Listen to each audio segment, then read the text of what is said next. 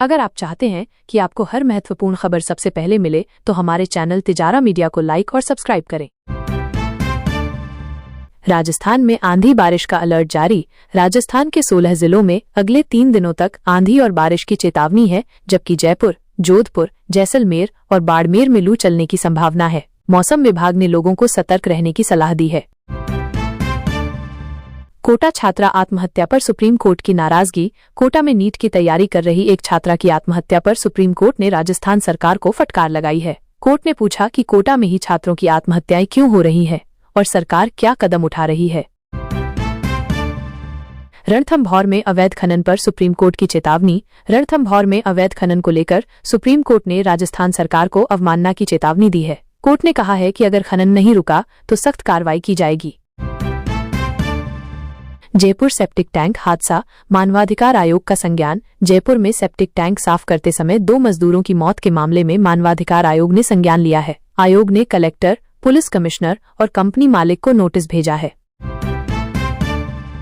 झुंझुनू में प्रदर्शनकारियों पर लाठीचार्ज। झुंझुनू में कलेक्ट्रेट के सामने प्रदर्शन कर रहे लोगों पर पुलिस ने लाठीचार्ज किया, जिसमें पूर्व मंत्री के साथ धक्का मुक्की भी हुई। घटना के बाद इलाके में तनाव है। राजस्थान बोर्ड 8वीं कक्षा का परिणाम घोषित। राजस्थान बोर्ड ने 8वीं कक्षा का परिणाम जारी कर दिया है, जिसमें 96.66% छात्र पास हुए हैं। शिक्षा मंत्री ने पाली से परिणाम घोषित किया। जयपुर में कोरोना से 2 मौतें, 9 नए मामले। जयपुर में कोरोना वायरस से 2 और लोगों की मौत हो गई है, जबकि राज्य में 9 नए मामले सामने आए हैं। स्वास्थ्य विभाग ने सतर्कता बरतने की अपील की है। अलवर में मुर्गी फार्म पर डकैती। अलवर में बदमाशों ने बंदूक की नोक पर एक मुर्गी फार्म से करीब 100 क्विंटल मुर्गियां लूट लीं। 4 गाड़ियों में आए बदमाशों ने इस घटना को अंजाम दिया। पुलिस जांच कर रही है। राजस्थान जेईटी 2025 आवेदन की अंतिम तिथि कल। राजस्थान जेईटी 2025 के लिए आवेदन करने की अंतिम तिथि कल है। इच्छुक उम्मीदवार निर्धारित समय से पहले आवेदन प्रक्रिया पूरी कर लें। अगर आप चाहते हैं कि आपको हर महत्वपूर्ण खबर सबसे पहले मिले तो हमारे चैनल तिजारा मीडिया को लाइक और सब्सक्राइब करें। राजस्थान पुलिस का एएसआई रिश्वत लेते गिरफ्तार। राजस्थान पुलिस के एक एएसआई को 10,000 रुपए की रिश्वत लेते हुए एंटी करप्शन ब्यूरो ने गिरफ्तार किया है। आरोपी के खिलाफ भ्रष्टाचार निवारण अधिनियम के तहत मामला दर्ज किया गया है। लखनऊ में बस में आग लगने से 5 की मौत। लखनऊ के मोहनलालगंज क्षेत्र में एक चलती बस में आग लगने से 5 यात्रियों की मौत हो गई। यह बस बिहार के बेगूसराय से दिल्ली जा रही थी और सुबह 4:30 बजे दुर्घटनाग्रस्त हुई। मुरादाबाद में हिजबुल आतंकी को 10 साल की सजा। मुरादाबाद की अदालत ने हिजबुल मुजाहिदीन के आतंकी उर्फत हुसैन को 10 साल के कठोर कारावास और 48,000 रुपए जुर्माने की सजा सुनाई है। वह 2002 से आतंकी गतिविधियों में शामिल था। शाहजहांपुर अस्पताल में गैस लीक से अफरा तफरी। शाहजहांपुर के जिला अस्पताल में क्लोरीन गैस लीक होने से मरीजों और स्टाफ में भगदड़ मच गई। जांच में पाया गया कि गैस लीक के कारण कई लोग प्रभावित हुए। गाजियाबाद में युवक की हत्या कर शव जलाया। गाजियाबाद के मोदीनगर में 39 वर्षीय एक युवक की हत्या कर उसके दोस्तों ने शव को जंगल में जला दिया। पुलिस ने इस मामले में 5 आरोपियों को गिरफ्तार किया है। बिजनौर में महिलाओं पर हमला कर गहने लूटे। कौशाम्बी जिले में डीजे पर डांस कर रही महिलाओं पर दबंगों ने हमला कर उनके गहने लूट लिए। इस घटना का वीडियो सोशल मीडिया पर वायरल हो रहा है। गोरखपुर में इंटरनेशनल क्रिकेट स्टेडियम का निर्माण। गोरखपुर में इंटरनेशनल क्रिकेट स्टेडियम का निर्माण कार्य शुरू हो गया है। यह स्टेडियम आधुनिक सुविधाओं से लैस होगा और अंतर्राष्ट्रीय मैचों की मेजबानी करेगा। 69,000 शिक्षक भर्ती में बड़ी कार्रवाई। उत्तर प्रदेश में 69,000 शिक्षक भर्ती प्रक्रिया में अनियमितताओं के चलते कई अधिकारियों पर कार्रवाई की गई है। जांच के बाद दोषियों के खिलाफ सख्त कदम उठाए जा रहे हैं। बाल श्रम के खिलाफ राज्य सरकार की सख्ती। राज्य सरकार ने बाल श्रम के खिलाफ सख्त कदम उठाते हुए कई जिलों में छापेमारी की है। बाल श्रमिकों को मुक्त कर उन्हें पुनर्वास केंद्रों में भेजा गया है। निराश्रित कुत्तों के लिए नई योजना। उत्तर प्रदेश सरकार ने निराश्रित कुत्तों के लिए नई योजना शुरू की है, जिसके तहत उनके लिए आश्रय स्थल बनाए जाएंगे और उनकी देखभाल की जाएगी। बिजली विभाग में सुधार के लिए नई पहल। राज्य सरकार ने बिजली विभाग में सुधार के लिए नई पहल की है, जिसमें स्मार्ट मीटरिंग और लाइन लॉस कम करने के उपाय शामिल हैं।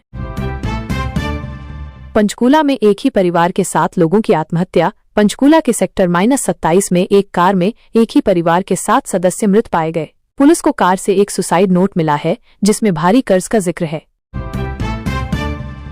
हरियाणा CET 2025 के लिए आवेदन 28 मई से शुरू। हरियाणा सरकार ने कॉमन एलिजिबिलिटी टेस्ट CET 2025 की अधिसूचना जारी की है। आवेदन प्रक्रिया 28 मई से 12 जून तक चलेगी।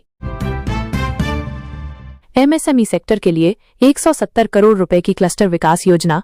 हरियाणा सरकार ने MSME सेक्टर को बढ़ावा देने के लिए 169.6 करोड़ रुपए की क्लस्टर विकास योजना शुरू की है। इसके तहत 11 उद्योग क्लस्टर विकसित किए जाएंगे और 20 करोड़ रुपए की सब्सिडी दी जाएगी। गुरुग्राम में कोविड-19 के 2 नए मामले।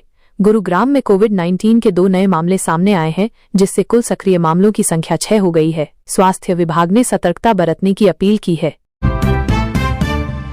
अगर आप चाहते हैं कि आपको हर महत्वपूर्ण खबर सबसे पहले मिले तो हमारे चैनल तिजारा मीडिया को लाइक और सब्सक्राइब करें। हरियाणा ने जय जय जय हरियाणा को राज्य गीत के रूप में अपनाया। हरियाणा विधानसभा ने सर्वसम्मति से जय जय जय हरियाणा को राज्य गीत के रूप में अपनाया है। अशोका यूनिवर्सिटी में 2 छात्रों की मृत्यु पर NCPCR ने रिपोर्ट मांगी। अशोका यूनिवर्सिटी में 2 छात्रों की मृत्यु के 3 महीने बाद राष्ट्रीय बाल अधिकार संरक्षण आयोग NCPCR ने हरियाणा पुलिस प्रमुख और शिक्षा सचिव से रिपोर्ट मांगी है। हरियाणा में भारी बारिश से गर्मी से राहत। हरियाणा में पिछले 24 घंटों में भारी बारिश हुई है, जिससे तापमान में गिरावट आई है और लोगों को गर्मी से राहत मिली है। हरियाणा सरकार ने नई उद्यमिता नीति की घोषणा की। हरियाणा सरकार ने उद्यमिता को बढ़ावा देने के लिए नई नीति की घोषणा की है, जिसमें स्टार्टअप्स को समर्थन और रोजगार सृजन पर ध्यान केंद्रित किया गया है। हरियाणा में उद्योगों को निर्बाध बिजली आपूर्ति सुनिश्चित करने के उपाय। हरियाणा सरकार ने उद्योगों को निर्बाध बिजली आपूर्ति सुनिश्चित करने के लिए उपाय किए हैं, जिससे उत्पादन में रुकावट न आए और आर्थिक विकास को बढ़ावा मिले। तेजस्वी यादव और राजश्री को पुत्र रत्न की प्राप्ति। बिहार के उप मुख्यमंत्री तेजस्वी यादव और उनकी पत्नी राजश्री यादव ने अपने दूसरे बच्चे का स्वागत किया है। तेजस्वी ने सोशल मीडिया पर यह खुशखबरी साझा की। तेज प्रताप यादव पर ऐश्वर्या राय के गंभीर आरोप। ऐश्वर्या राय ने अपने पति तेज प्रताप यादव और लालू परिवार पर गंभीर आरोप लगाए हैं, जिससे बिहार की राजनीति में हलचल मच गई है। खेलो इंडिया यूथ गेम्स 2025 का बिहार में सफल आयोजन। बिहार में पहली बार खेलो इंडिया यूथ गेम्स का आयोजन हुआ, जिसमें 36 राज्यों और केंद्र शासित प्रदेशों के 10,000 से अधिक एथलीटों ने भाग लिया। मोइन उल हक स्टेडियम का पुनर्विकास कार्य शुरू। पटना के मोइन उल हक स्टेडियम का पुनर्विकास कार्य शुरू हो गया है। इसे BCC और बिहार सरकार के सहयोग से 400 करोड़ रुपए की लागत से विश्वस्तरीय स्टेडियम में बदला जाएगा। पटना मेट्रो का पहला चरण अगस्त 2025 तक शुरू होने की संभावना। पटना मेट्रो परियोजना का पहला चरण अगस्त 2025 तक शुरू होने की संभावना है, जिसमें 5 स्टेशन शामिल होंगे। बिहार में मानसून पूर्व बारिश से किसानों को राहत। बिहार में मानसून पूर्व बारिश हुई है, जिससे किसानों को राहत मिली है और खरीफ फसलों की बुआई में मदद मिलेगी। बिहार बोर्ड ने 10वीं कक्षा का परिणाम घोषित किया। बिहार स्कूल परीक्षा बोर्ड ने 10वीं कक्षा का परिणाम घोषित किया है, जिसमें इस वर्ष 80% छात्र पास हुए हैं। बिहार सरकार ने नई शिक्षा नीति लागू की। बिहार सरकार ने राज्य में नई शिक्षा नीति लागू की है, जिसमें डिजिटल शिक्षा और कौशल विकास पर जोर दिया गया है। बिहार में सड़क सुरक्षा अभियान शुरू। बिहार सरकार ने सड़क दुर्घटनाओं को कम करने के लिए राज्यव्यापी सड़क सुरक्षा अभियान शुरू किया है। बिहार में जल जीवन मिशन के तहत 90% गांवों में नल जल योजना लागू। बिहार में जल जीवन मिशन के तहत 90% गांवों में नल जल योजना लागू हो गई है, जिससे ग्रामीण क्षेत्रों में स्वच्छ पेयजल की उपलब्धता सुनिश्चित हुई है। इस नौतपा की शुरुआत के साथ राजस्थान में बदला मौसम। नौतपा की शुरुआत के साथ ही राजस्थान में मौसम का मिजाज बदल गया है। पिछले 24 घंटे में प्रदेश के कई जिलों में तेज आंधी, धूल भरी आंधी और बारिश देखने को मिली। वहीं कई जिलों में लू का असर अभी भी जारी है। कोरोना से फिर मौतें, खौफ की वापसी। कोरोना से अब तक हुई मौतों ने एक बार फिर खौफ पैदा कर दिया है। इस पंचकूला में एक ही परिवार के 7 लोगों ने आत्महत्या की। हरियाणा के पंचकूला के सेक्टर -27 में एक कार में एक ही परिवार के 7 सदस्य मृत पाए गए। यह परिवार देहरादून का था और पंडित धीरेन्द्र शास्त्री की कथा सुनने आया था। राजस्थान में 8वीं पास करने वालों के लिए बड़ी खबर, खाते में ऐसे आएंगे पैसे। राजस्थान में 8वीं कक्षा पास करने वाले छात्रों के लिए एक बड़ी खबर है, उनके खातों में पैसे आने की प्रक्रिया बताई गई है।